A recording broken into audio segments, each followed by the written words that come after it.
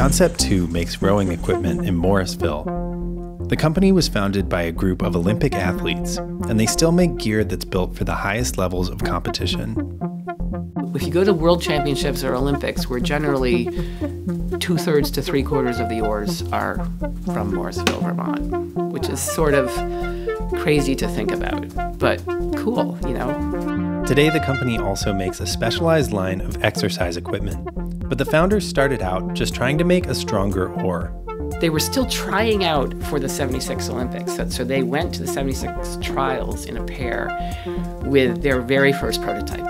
They basically took wooden oars and just reinforced them with carbon fiber to make them a little bit stiffer. They didn't win the trials, but they realized that they could probably do something with oars. Concept2 still uses carbon fiber to make a sturdy but lightweight oar. Here's how. First, workers press sheets of carbon fiber onto a mandrel that's roughly the size and shape of the oar's shaft.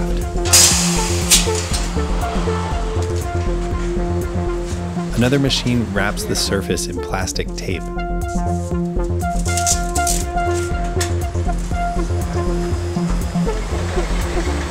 The whole package is loaded into a 325-degree oven and baked until the shaft is fully set.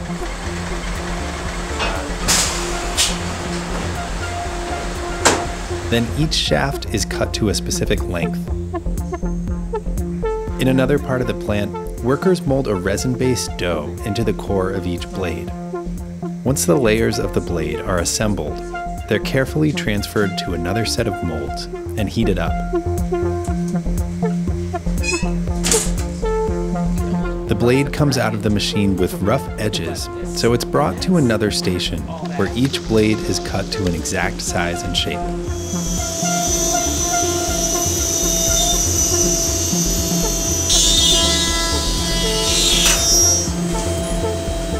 A blade, a sleeve, and a handle are glued onto each shaft, but before the finished oar is ready to hit the water, it's tested for strength.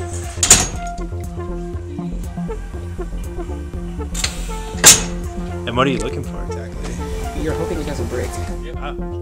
When Concept2 first rolled out their carbon fiber oar, the rowing world took notice.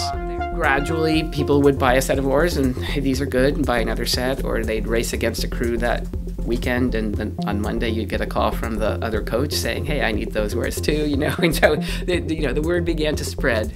Oars and sculls have always been the foundation of Concept2's business, but in the early 1980s, they started to expand into exercise machines. One thing about living up here, if you're a rower, is there's a lot of time that things are frozen and you can't row. So the idea of a rowing machine that would enable a rower to stay fit in the wintertime started to pop up.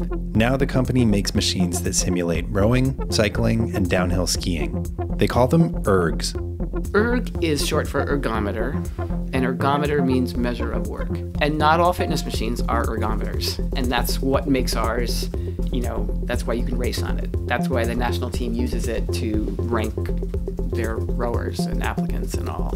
You know, it's interesting, it makes rowing much more accessible for people. You don't have to have water, and you don't have to have boats and oars and all that. After decades of design changes, Concept2 now sells the 5th iteration of their industry standard rowing machine. Our goal is not, you know, planned obsolescence by any means, but we try to keep up with technology and make sure that we innovate before somebody else does.